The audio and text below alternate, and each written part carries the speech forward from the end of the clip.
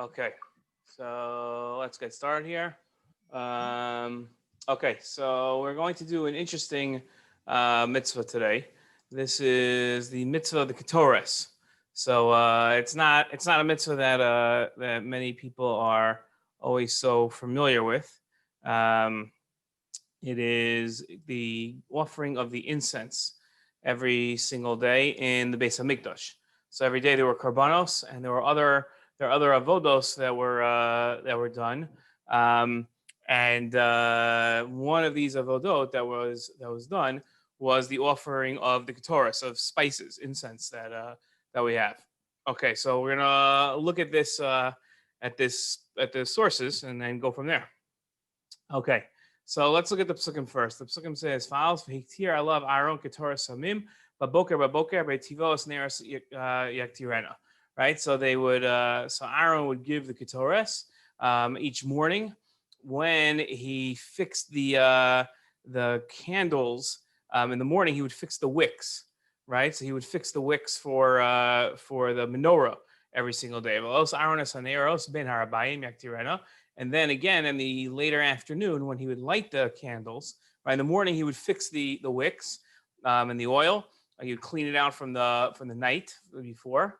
And then during the afternoon, as it started to get dark, he would light it. Okay, and then he would offer Ketores tamid lifnei Hashem u'dorosechem. He would offer the incense once again as he was doing the menorah. Okay, so then it says, "Ve'omer Hashem Moshe kach lecha samim nataf u'shchelos v'chalbana samim levona zakah ben bavad yeh nasiso sa Ketores rokach mosei rokach munach tahar kadosh zachachta mimeno hadek v'nasata mimeno lefnei ha'idus bo moed asher ve'edecha shama kodesh kodeshim tielachem." If you say the Ketores every single morning, whether in karbanos before Psukim Zimra, or you say it in during Ein Kilkenu, so this should sound familiar. Right? And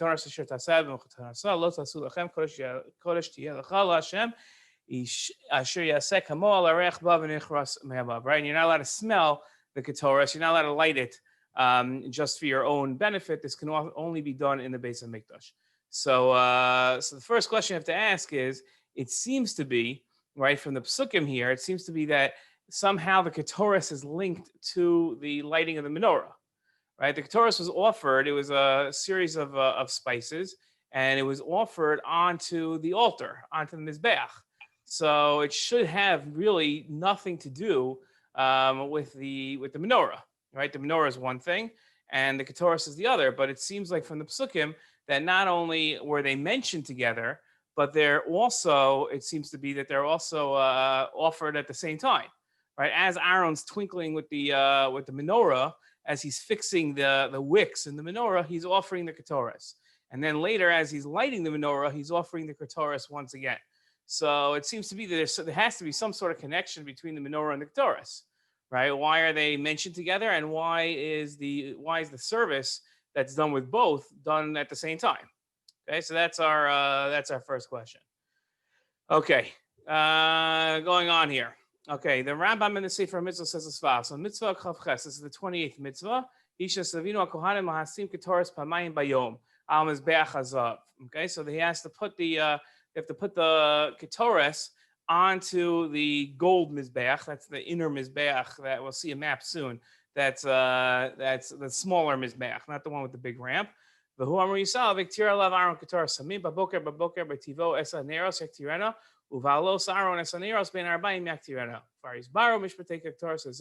Okay, so this is so twice a day, Aaron or the Kohen offers the Ketores, the incense. Okay, everybody got it? It's like spices in a pan. That's basically what it looks like. This has nothing to do with the Ketores that we have on Yom Kippur. The Ketores on Yom Kippur is Ketores on Yom Kippur. That's something else. That's a different. This is something else. Okay. That's right. This is the daily Ketores. This is a separate mitzvah. Okay. Okay. So here you have, right. You see the mitzvah. The word that the Rambam uses is lasim haketores, right? Yeah, just trying to point to it. If you see, it's in the top line there, right? To place the Ketores every single day. Okay, but there's also you have to make the Ketores, right? The Ketores is 11 different spices. Or spice like the wrong word. I don't know. Like, yeah, I guess spices. Yeah, there are 11 different spices, ingredients that you use to create this this incense. So you also have to make the incense. That's also something that you have to do. So our question has to be, what's the relationship between when it comes to the mitzvah, between the making of it and the offering of it? We'll see that that's going to have something to do with each other. Okay. When you have that's our second question. When you have the Sefer mitzvos, and you go through the 613 mitzvos, so there are rules to how we count which commandments are actually mitzvos and which are not. So, for instance, if you go through the Torah and just write down every single time God says to do something, you're going to have thousands upon thousands of things, right? And we have our tradition says there are only 613 mitzvos. So there was a great debate around the year, like I guess between the year 1000 and the year 1400, I guess. After that, people stopped really debating it. But during that time period, there were great debates about what counts as one of the 613 mitzvos, and what is just a Torah rule, and what's just a good idea that you should do. So these are all different debates, and you had a lot of books that were written essentially as polemics against other opinions. They felt that somebody got something wrong. So it started off with there are other people here to mention, but the big names when we're going to run into them are RaSag and the BeHaG were two Gaonim who wrote books that mention the 613 mitzvos, and they have their opinions. And then the Rambam greatly disagreed with the BeHaG. The BeHaG didn't really write a book on the 613 mitzvos. He wrote a book of halacha. But in the introduction, he lists 613 mitzvos, and some of them that he lists that the Rambam had a problem with. For instance, he lists Megillah, Purim, and Hanukkah as two of the 613 mitzvos. So the Rambam obviously takes issue with that, because how could Purim, which had the stories of Purim and Hanukkah hadn't even happened at Har Sinai, how could that be one of the 613 mitzvos? And what did the Jews do until Purim happened, right? How did they fulfill the Torah? So the Rambam obviously has issues with that, and he has a lot of issues with a lot of things. After the Rambam wrote his Sefer mitzvos, where he gives his 613 mitzvos, the Ramban came along and defended the BeHaG in many cases. Okay, and that's we're going to see that type of of something that plays itself out here. But the Rambam, in the beginning of his Sefer mitzvos, writes 14 shorashim, which are essentially rules, like principles of what gets counted as one of the 613 mitzvos. So we're going to see two of those principles here. I mean, we're just going to get a glimpse of it, because you could spend like a long time on each principle. We're just going to look at two of them. So this is the first one, is the 10th. Some people call them shorashim. Some people call them klalim, right? So it doesn't matter what you call them. The Rambam wrote the Sefer mitzvos in Arabic. So the Hebrew is just a translation from the Arabic. The only book the Rambam wrote in Hebrew was the Mishnah Torah. Everything else he wrote in Arabic. So anything that you're reading from the Rambam that's not from the Mishnah Torah itself, like this is from the Sefer mitzvos, we're just reading a translation anyway. So the exact wording isn't as precise as we usually look at it.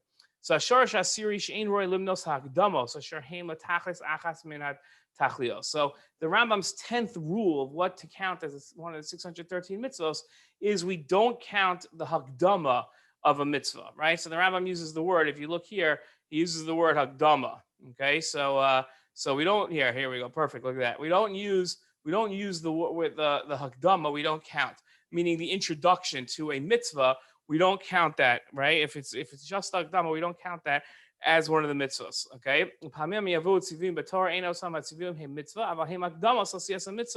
right? So there's a lot of times the Rambam says that we have a command to do something, but that's only leading to the actual mitzvah.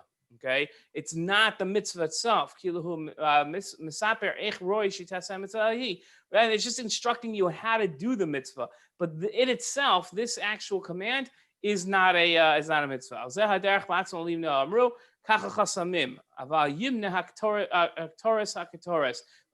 Right? So the example that the Rambam gives is our mitzvah. Okay, this you get like a bingo here, right? So the example he gives our mitzvah. So the making of the Ketores, gathering all the spices in their right of measurements, that's not a mitzvah itself. Rather, the offering of the Ketores is the mitzvah, says the Rambam. Right? So like it says, you offer it in the morning and you offer it in the evening. That's the mitzvah, is the offering. Okay, everybody following? Right? So the Rambam says the offering is not the mitzvah, right? The offering is what he would call, the offering is the mitzvah, the gathering, the putting together of the making of the Ketores, of the incense, into one thing. That's the Hagdama, that's the introduction. That's like a law of how to do it properly. But it itself is not a mitzvah. Okay. And if we want to compare this to tefillin or tzitzis. Oh, we're gonna get there. Hold on. We're not there yet. Hold on. Okay. So then we have as follows. Okay, so that's one thing. Okay, now look at this mitzvah here in the 13th mitzvah. Okay, 13th rule. Excuse me. Hashoresh hashlosha sarki mitzvah lo yisraba misapra b'mispar hayomim sheschayev behem mitzvah hi min b'vur ki yesha mitzvos mechuyeves b'shir echad b'zman yedua pamim yashirahu medubak who sheschayev ma'isa mitzvah hu b'yom acher. Okay, so the Rambam says that if a mitzvah is performed multiple times, each time isn't necessarily counted as a mitzvah. Okay, so so you understand. So just because it's done multiple times doesn't mean that each time that you do it is a mitzvah. Okay, and here again we get lucky because the Rambam uses our mitzvah as an example. So Ketores every single day is a mitzvah. Okay, but what's not a mitzvah is every single time you offer the Ketores. Remember, you offer the Ketores twice a day, right? You offer it in the morning and in the afternoon. So with each time you offer it is not a mitzvah, but offering it every single day is a separate mitzvah. Right? So that's the Rambam's opinion. Okay, that the Ketores is each time you offer it is not a mitzvah, but the mitzvah is to offer it twice a day. Everybody got it? So from the Sefer Shurashim, what we learn is that making the Ketores is not a mitzvah, offering the Ketores is a mitzvah. And the second thing we learn is that every single time you offer it is not a mitzvah. It's only to offer it twice a day is the mitzvah. Good? Okay, problem. Here we go. Here's the Ramban. The Ramban says as follows. He says, Ushnei tmidim v'Ketoros b'boker v'erev v'kriya shema nimnim shtayim shein mitzvos ena makva zu v'zman hashazu lo zman hashazu. So the Ramban argues with the Rambam. And he says, no. We have many mitzvos that are offered twice a day. And every time those mitzvos are done twice a day. So what are the examples he gives? The Ketores, the Korban Tamid, right? Also given morning and afternoon. And Kriya Shema. You say Shema in the morning and at night. Says the Ramban, each one of those performances of the mitzvah is its own mitzvah. How do you know? Says the Ramban, because if I only do one of them, the other one is still kosher. Right? So that I'm still yotzei. So if they're ma'akev, if one is ma'akev than the other, then I see a relationship between them, and then after I understand that they're one mitzvah, right? Because it's as if I've left off a part, right? So if I only do one, then and now I'm not yotzei, so I get it, I understand. It's like lulav and esrog, right? So there are 4 different components to the mitzvah. If I leave out my esrog, I haven't been yotzei the mitzvah. So therefore it shows that that's one mitzvah.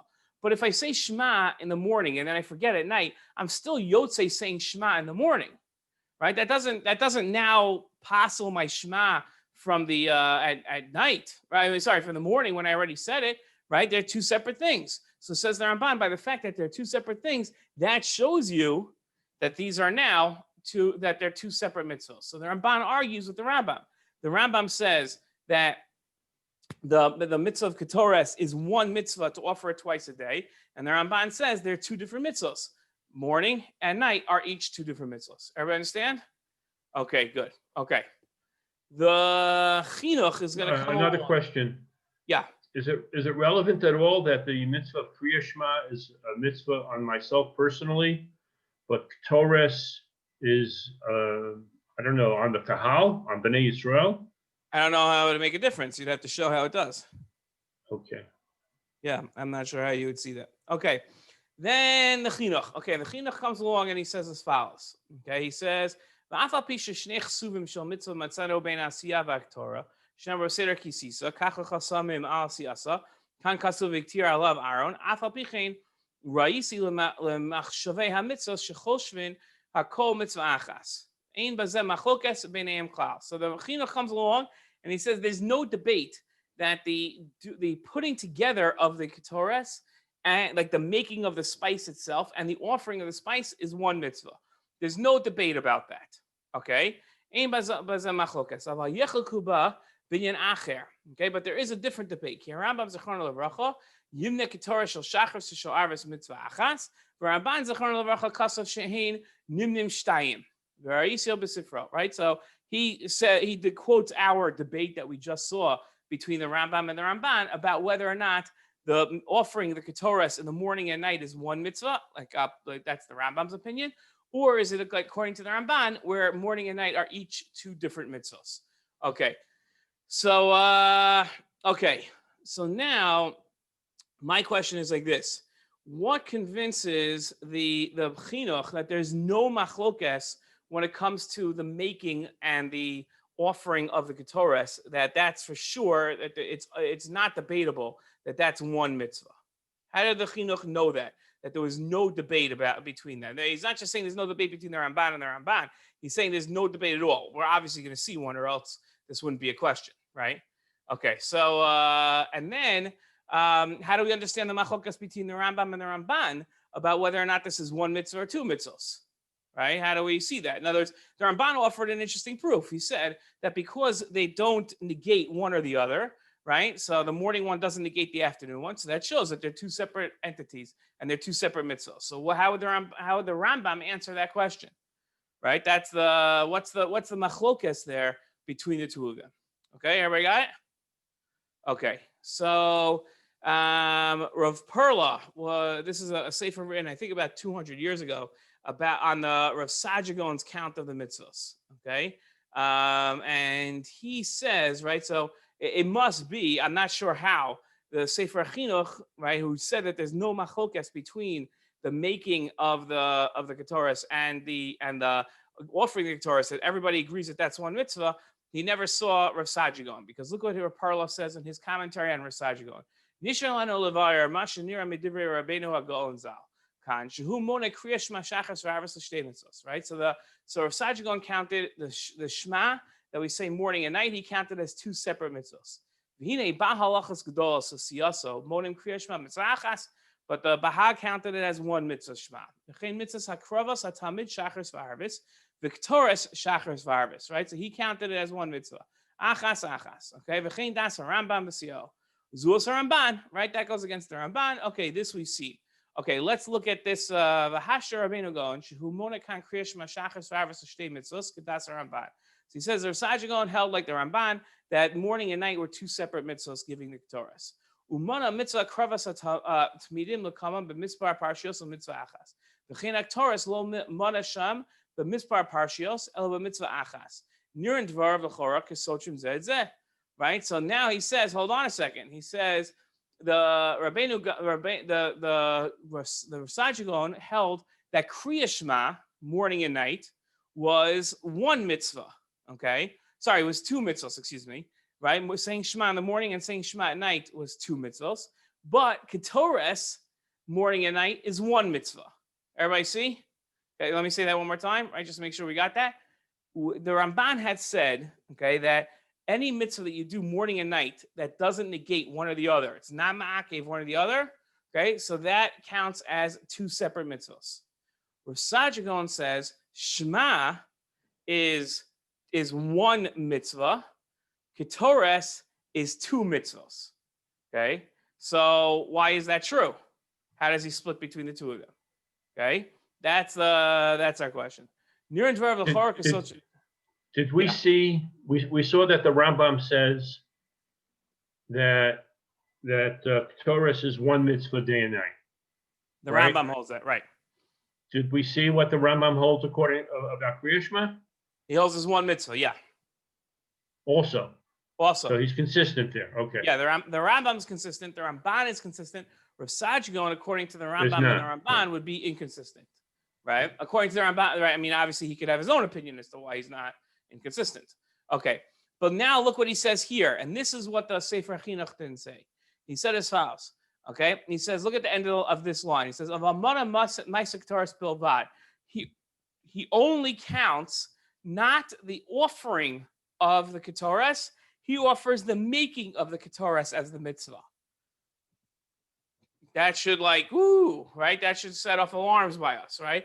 How can putting the spices together is the mitzvah? The offering is not the mitzvah. Okay, so that's got to be a question that we have to ask, right? And then, how does RaSag go and BeHaG count the morning and night shema as two mitzvos like the Ramban, but the mitzvah of Ketores as one mitzvah? Okay, that's our second question. Okay, then we have the Rambam. The Rambam says like this: Mitzvah asay l'haktir Ketores on Mizbeach hazav shebehecha pamayim b'chol yom b'boker ben arbayim shneim avitir alav aron Ketores samim lo ktiru b'boker yaktiru ben arbayim afilu hein mezidim ve'im mechanchen hazav. Okay, fine. So this is our thing that there's no chiddush there. But here, look at this halacha. This is fascinating, and although it's not going to really relate to everything we've seen before, it's just a fascinating point about the Ketores that I want to cover. Look what he says. Portion kol amin ha'hechal u'bein ha'ulam u'mizbeach. Okay, when the time that they gave the Ketores in the hechal, and we're going to see where that is in a minute, every single day, the people would leave. You weren't allowed to be there in a certain spot in the base of Mikdash. Okay, until the guy that gave the Ketores, that Kohen, came back. When he was there, no one was allowed to be in that area. Okay, fine. So he says like this. Look what we're talking about here. Okay, so I got a handy dandy picture. Okay, so right, so if you look, this is the Kodesh Kodashim here. Okay, can you see my here? This is the Kodesh Kodashim. Okay, so just to orientate yourself, right? So this is what's called the Heichal. Okay, and then this is the Mizbeach. Okay, this is the outer Mizbeach. This is the inner Mizbeach. This is where the Ketores was offered. Okay, so this is like the small Mizbeach that the Kohen would stand at. So when they were offering the Ketores, anybody in this area here had to leave. No one was allowed to be there. Okay, that's a fascinating thing. No, I thought that's fascinating, right? That no one's allowed to be there. So obviously the question is, why can't you be in this area, right? What's the problem being in the area? I just thought that's a fascinating part of the sugya. Okay, so those are our questions. Everybody got it? Okay, so now what we've got to do is we've got to come up with a svarah that's going to explain the Ketores. What is the Ketores? Right? And again, it's very easy to get philosophical and say the Ketores is this, is that, but that's not what we're trying to do here. We're trying to understand what the nature of the mitzvah of Ketores is. What is the Ketores? Okay, so here's my svarah. And if somebody wants to suggest something, I'm open to here. But I had a lot of time to think about this, and not many other people did. So it's not really fair for me to say go ahead. But okay, so here's my svarah. Okay, so you say as follows. The Ketores, this is what I think. The Ketores bookends the avoda. Every day in the Beis HaMikdash, you have a day of avoda. You have a service. What's fascinating is that unlike everything else in the Jewish calendar, which begins at night and ends at sunset, right? When it comes to the day in the Beis HaMikdash, it acts like a secular day. It starts at what's called Olas HaShachar at dawn and ends at sunset. It's fascinating, right? That's much different than what we're used to. Okay, so that's how the day works in the Beis HaMikdash. So the day, what I want to say is the day is bookended by the Ketores. Okay, because what it does is it's koveya the avoda at both the start and the end of the day of avoda. Okay, everybody see that? That's my theory. And we're okay. So look at the Bechor Shor here. Okay, this is a Rishon, one of the Bali Tosos. Aaron lav dafka. Ketores nases b'kohen hedjot. Right. So first of all, he says that any Kohen, doesn't have to be the Kohen Gadol. Any Kohen can give the Ketores. As we see in the Mishnah, it says that only new people would come and give the Ketores. So it would be a new person each day. So obviously, it's not a new Kohen Gadol every single day. Okay. Teda shari chasav uvalos Aaron esaneros bein arbaim yaktirena u'mal chasav gabe neres ba'omoid michutza paroches yaroch oso Aaron abanav Misha kosher leneros, kosher lektoros. So whoever was kosher to the neros is kosher lektoros, shetala ketores beneros, because the ketores and the neros were dependent one or the other. Uba Aaron lav dafka, and Aaron didn't necessarily have to do the menorah. Okay, so what the idea here, what I think is that the connection between setting up the oil cups for the lighting of the menorah and the ketores is embedded in halacha with the teaching of the Kohen Hedgel being able to do both the menorah and the ketores. Okay, is because we learn the halachos from the menorah to the ketores. Okay, we learn a lot of halachos one to the other. Okay, and the ketores is given right in the middle of the cleaning of the menorah. Okay, but more so that there's a conceptual connection between the two. It's not just technical that we learn the halachos one or the other. Okay, but just as the menorah is given morning and night, right? Just like the menorah is lit, is dealt with morning and night. It's cleaned out in the morning and lit at night. Okay, so that also, so the ketores is done at the same time because both of these things act as a bookend to the avoda. In other words, when we say what starts the avoda and what ends the avoda, the answer would be the ketores and the menorah. Okay, so that's what I would that's what I like to say. And you see, the Rambam has the same idea. It says achar shezorkim sadav meitid zeh shehechal chamesh neros v'yotzin shteyam min hechal v'yel shavayis v'mtachim mafshitim v'ndichim v'chol mal evers shezachal bel keves v'nosin evar mechatzi keves v'mata v'marbo v'shal musafim nosin v'chatzi. Okay, goes on. Sorry, v'shal rosh hasharash nosin. Okay, fine. Where does it say? Okay, I don't know where this is in the Rambam, but in any case, the idea is that the ketores and the menorah set up as bookends for the day of the avoda. Okay, so let's see how that applies to the questions that we had. Okay, I'm not sure how much you're into this, into the day of the Beis HaMikdash, because it's like it's not so familiar and not so relevant, I guess would be the words today, because we don't use it. We're not in the Beis HaMikdash. We're not offering the Ketores, but I think it's a fascinating look into the day of the avoda of the Beis HaMikdash and understanding something that we see. Okay, so what's the connection now between the menorah and the Ketores? That's what we wanted to first see in our first sources. We'll go back to the first sources here, right? We wanted to see what the connection was between the menorah and the ketores. So the connection between them isn't just technical, that we learn halachos one to the other, but rather what we're saying is that there's a conceptual connection that we have to sort of in halacha. There's an importance to being koveya, to setting up certain halachos that we have, especially things that have to do with the day. And I'll give you an example of where else we see it. Okay, and this will buttress our svarah sort of. When it comes to the Shabbos and Yomim Tovim, right? So we have something that's koveya those days and something that bookends the days at the end. What am I referring to? Right? Zachar Yom HaShabbos HaKadsho, Kiddush. Right? Zachar Yom HaShabbos HaKadsho is a bookend mitzvah, meaning that it includes two parts. It means Kiddush and Havdalah. There's a bookend to the day of Shabbos that bookends itself with praise and with sanctifying the day. Right? At the start of Shabbos, we announce that today is Shabbos. Okay. And it's a sanctified day, and we announce that it's unlike yesterday, which was a secular day, which was a day of Chol.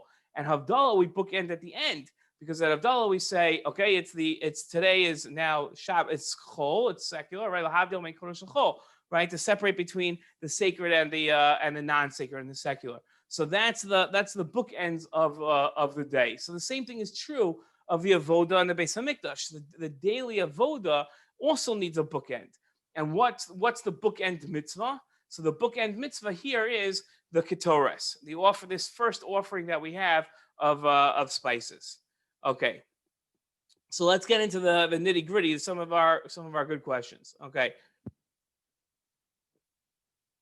so we want to know what's the relationship between making the ketores and offering the ketores. Right? What's the relationship between the two, between the making and the offering of the ketores? So the Rambam had used the words hakdamos asher heim latachlis. Okay, he said that there's a sort of an introduction to the mitzvah, to each mitzvah, right? And that is not part of the mitzvah, right? So right? So that seems to be an easy understanding where the making of the Ketores, right, is the same as the offering of the Ketores, okay? Right? So the introduction is the making, right? That's how we go about offering the Ketores properly, is we have to make the Ketores. But I think there's another explanation as well, okay? Since the offering of the Ketores isn't just a part of the avoda, but it acts as a bookend, okay? So making the Ketores and offering the Ketores are two dinim in one act. Okay, we have this concept in halacha of what's called in Yiddish svei dinim, of two dinim. Okay, where you have two different laws in one mitzvah. Okay, and that's what you have here. The making and the offering isn't just a hakdama. It's not just a way of getting it done, but it also acts as its own din. The making of the Ketores is a din in of itself, and you see that throughout halacha. Okay, when we got to the Sefer Chinuch, okay, here in source number 7, so the Chinuch said he was convinced that there's no machlokes between the making and the offering of the Ketores as one mitzvah, right? And then we saw that that wasn't factual, right? In fact, RaSag held that the making of the Ketores was the mitzvah and the offering of the Ketores was not the mitzvah, right? That's so we saw that there is a machlokes in that area, okay? But the truth is, I don't think the Chinuch missed RaSag. I think he had a different understanding of RaSag, and I think this is going to be quite the move we're going to make here. Okay, there isn't a machlokes if the making and the offering are one or two mitzvos. Okay, but there's a machlokes if the offering or the making is the mitzvah. That's the machlokes. It's not a machlokes about whether it's one or two different mitzvos. It's a question of which one is the mitzvah. The Chinuch knew that there could only be two approaches to the making of the offering. Okay, either they're one mitzvah, okay, and if it's one mitzvah, then the making of it is the hakdama, as the Rambam said, and the offering is what the Rambam called the tachlis of the mitzvah, okay, and it's one mitzvah with two dinim, okay. That's how the Chinuch understood it. So the Chinuch says on a larger level, there's no debate here, okay. There's no debate. There's no debate about whether or not these act as two separate entities. Everybody agrees that they're going to enter into one entity. The question is whether or not these are one or two mitzvahs. The Chinuch says there's no shaila here. Everybody agrees this is one mitzvah. The question is it one mitzvah with two dinim, okay?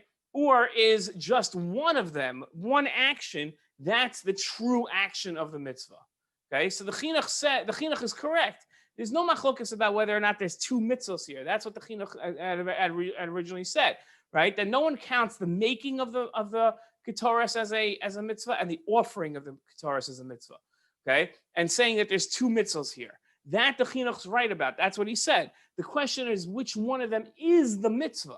If I would ask you now, which one is the mitzvah? Is the making of the Ketores the mitzvah or the offering of the Ketores the mitzvah? Right? That's the question that you'd have, right? So the Rambam would go ahead and say, what do you mean? Of course, it's the offering is the mitzvah. How could you think otherwise? That's the tachas of the mitzvah, is the offering. The RaSag comes along and says, no, it's not the offering that's the mitzvah, right? It's the making of it's the mitzvah. So you'll sit there and you'll say, hold on a second. How could you think that the making of it is the mitzvah? Doesn't everybody understand that the making of it is just the hakdama, just the way of introducing it, right? And that's just the way that we create the mitzvah in order to get it done. That's not the mitzvah. The mitzvah is obviously l'haktir Ketores, not the making of the Ketores. Everybody see my question on RaSag, right? Okay, so how would RaSag answer that question? So the answer, it fits in with our svarah, right? Because we're talking about a bookend, the question is, when does the bookend begin? So the Rambam's going to say, this is obvious. The day is a day of avoda. Avoda is encapsulated by the offerings. So it's the offering of the incense is the bookend. But RaSag comes along and says, no, the bookend is going to be the earliest part of it. It's going to be the point where you could point to and say, this is the earliest that we have. What's the earliest that we have? That's the making of the Ketores. It's the making of the Ketores that's That's the earliest. So therefore, the mitzvah really is the making of the Ketores, because if the Ketores is really the bookend of the day of Avodah, so it's the earliest part that you could point to, and that's the making of the Ketores. If you receive your shipment of Ketores from the Ketores factory, so your Ketores is manufactured once a year or whatever. I don't know if they did it that way. According to RaSag going, what does he do with that? I think they make it. Don't they make it daily? Like they have those things. I don't know. Why should they have to make it daily? Why can't they just take it off the shelf? I don't know. It seems like that's what they were doing. My question is, why do we offer Ketoret in the afternoon then? If it's about being a bookend, then because the afternoon's the end of the day. It's the end. I thought the menorah. The menorah was at the end of the day. The both. That's the thing. That's if you look at the psukim, right? You see that they were done at the exact same time, right? The menorah and the Ketoret. Yeah, and that's why. That's exactly my point. That's why, right? He says like this: as he's alos Aaron is the way the Torah uses. It's a whole different explanation why, to lighting, right? It's like to bring up the candle. So he says here, when he brings up the candle in the afternoon, bein harbayim yaktirena Ketores tamid lifnei Hashem. That's when you give the Ketores. They're happening simultaneously. Right? Why would you need two? What? Why do you need two symbols to end the day and one to start it? I don't know why. That's what it is. Why, I don't know. But that's what's happening, right? That was our question as to how do you what's the connection between the two? That they're happening at the same time. Just list them separately in the Torah, right? So the Bechor sure had said that we learn the halachos one from the other, and that's why they're mentioned the same. But I wanted to offer the second idea that the reason why they're offered together is because the connection is because they're both acting as bookends. You can't say one of them is the bookend and one isn't because they're offered simultaneously. So how are you going to choose which one's the bookend? So that's my point. That's why the Torah has to interplay them together. Rabbi, is the evening sacrifice before or after the incense evening offering? I'm not sure, but I'm going to correct you because it's the afternoon. There is no evening offering. Okay, afternoon. I'm saying, but that's the point. That the point is that it's which is given first. I'm just because if the afternoon sacrifice is given after the incense and the menorah, is that problematic with the bookend theory? I'm not sure, but I have to. I'm trying to remember which one. I'm just trying to remember from what we say in davening. I have to look it up. Look it up. Unless this round is. I mean, if it really was the incense was after the sacrifice, then that's a perfect proof. That's great, right? But if the sacrifice is after, like, is it really bookending it? You know? Right. V'hiktir alav Aaron Ketores samim baboker v'hativo es haneros yaktirena. V'halos Aaron es haneros ben rabbayim yaktirena Ketores tamid lufnei Hashem b'zorosef. Right. So it doesn't say in those psukim. Right. Salo asks, if you look in the comments here, Salo asks an interesting question. Why do we read Ketores 3 times a day if we only offer it twice a day? Okay. So right. So this is interesting. I had this question. This year, I asked this Lamaisa to my Rabbi Torah Zucker. I said, I understand why. Wait, I don't know. The afternoon only Sfardim do. I don't see the Ketores in the afternoon. That's a different thing. But twice a day, if you daven in Eretz Yisrael in America, I'm assuming that most people don't say, because I think almost everybody except for Salo is Ashkenazi here. I don't know. Maybe I'm wrong, but. And I don't know if Ezra what you do, but most Ashkenazim in America don't say Ein Kelkenu, that's the Ramash during the week. They only say only on Shabbos. I say it. Only on Shabbos. So if you're a really good Jew and you say the Karbanos in the morning before you start to daven, so you'll be saying Ketores in the morning. So I never said Ein Kelkenu during the week, and then I started saying Ein Kelkenu. I asked my Rebbe if I should say Ein Kelkenu. I got to Eretz Yisrael because that's the minhag in Eretz Yisrael is that Ashkenazim say Ein Kelkenu. So I asked my Rebbe, like, why do if we say the psukim of the Karbanos in place of the Karbanos that are offered, right? And then we say the psukim of the Ketores, right? So you're saying the Ketores in the morning during what we call Karbanos, right? Before Pesukah Zimra, and then you say it again in the middle of Ein Kelkenu. Doesn't make any sense. So it's actually a huge machlokes. So I only say it during Karbanos. I don't say it. I only say the first. I only say the first paragraph of Ein Kolkeinu. I don't say after that in Ein Kolkeinu because I've already said the Ketores, and that's Sal's question. But it's a huge debate. And Sal, you can look that up, but that's a massive debate. And Sal, so how do we know 613 mitzvos? That's a larger discussion. That's a Gemara at the end of Makos. You can look. If you look at the last page of Makos, you'll see it there. Okay. Going back to our questions here. Okay. How do we understand? This is a good question that we had.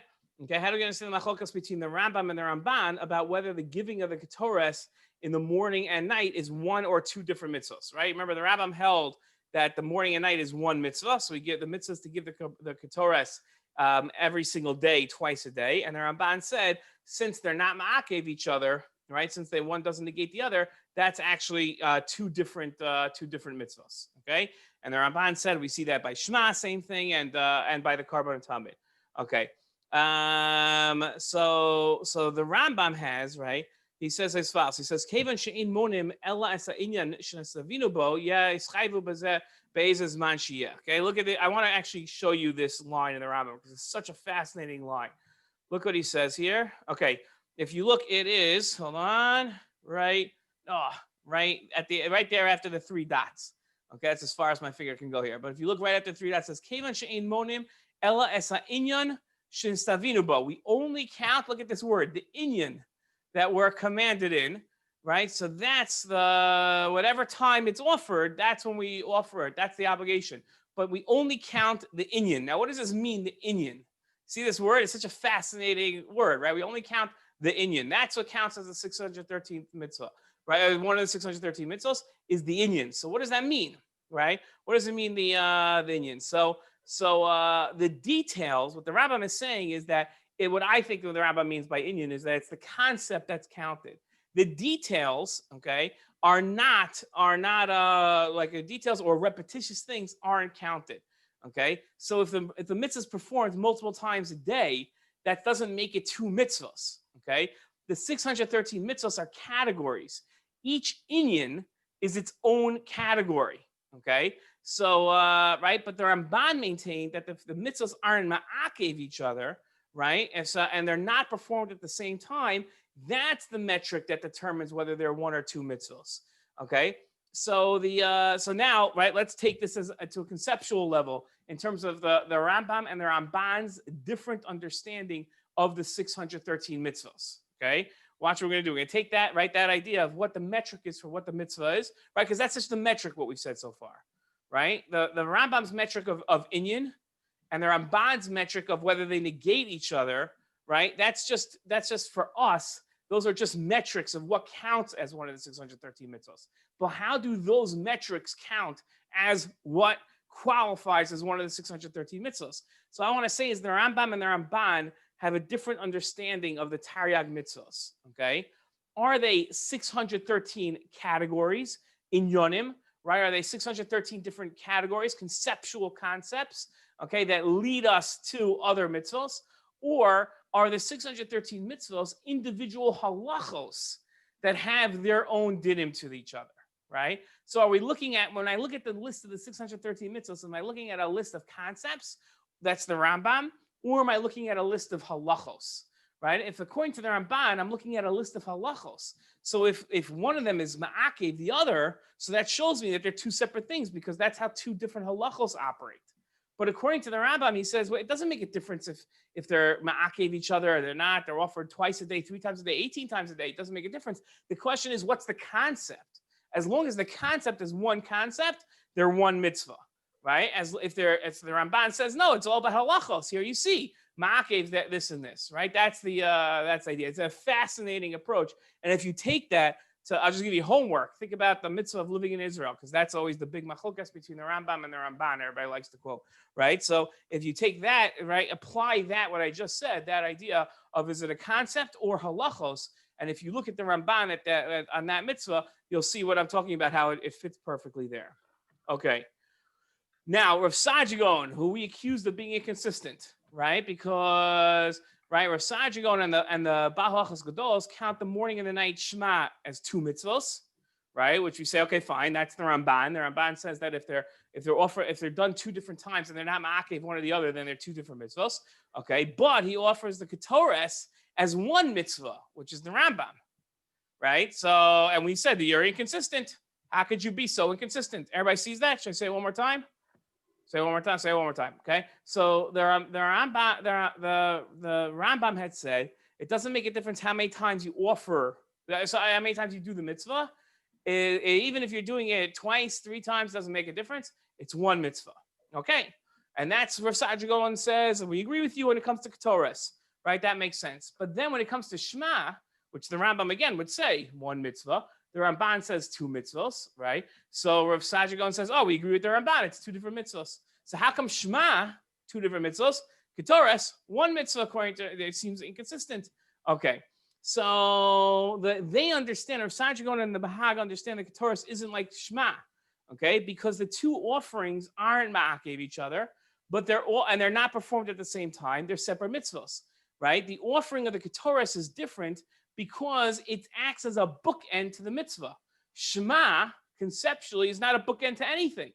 So they're going to say the uniqueness of the Ketores as a bookend means that it operates differently and it's only 1 mitzvah. But Shema, which isn't a bookend to anything, right? So that's 2 different mitzvahs. Okay. The last thing that we wanted to look at was why it is that, where'd it go? Hold on. Why it is that you can't be standing in this area, right? Why can't you be standing? This is, okay, we basically finished what we're talking about, but why can't you stand in this area? So the Ketores is really a request for atonement. Okay, that's what the Ketores is doing. It's requesting Kadosh Baruch Hu for atonement from our sins. Okay, so when asking for atonement, okay, it's really it has to be done in a way that reflects humility, modesty of your sins, because you're reflecting your sins, and that should be done alone. That shouldn't be done with a crowd of people. A crowd of people offers comfort, right? Right? When we talk about calling out to Hashem, we call from a lowly place, right? From a lowly and a lonely place. Right? We see this like a lot of times in the idea of when we come out for atonement for our sins. There's an idea of standing alone, of reflecting our loneliness in front of God. It shouldn't be done in a haughty way where, look, I've got all my friends, all the Kohanim here, and we're all together. We're here offering, asking for forgiveness. So when he offers the Ketores here in the at the gold inner Mizbeach, so we clear out the area so that the Kohen, when he's asking for atonement, he asks for it alone. So that's the idea here. Okay, that's Shiur for today. Hope you enjoyed it. I hope this week to get back to normal. It's been quite a few weeks for me, so I'd be offered to film the introductory Shiur and everything else this week. Okay, have a great week, everybody. Thank you. Harav, thank you. And congratulations to Geller for moving to Israel. Thank you as well. Okay.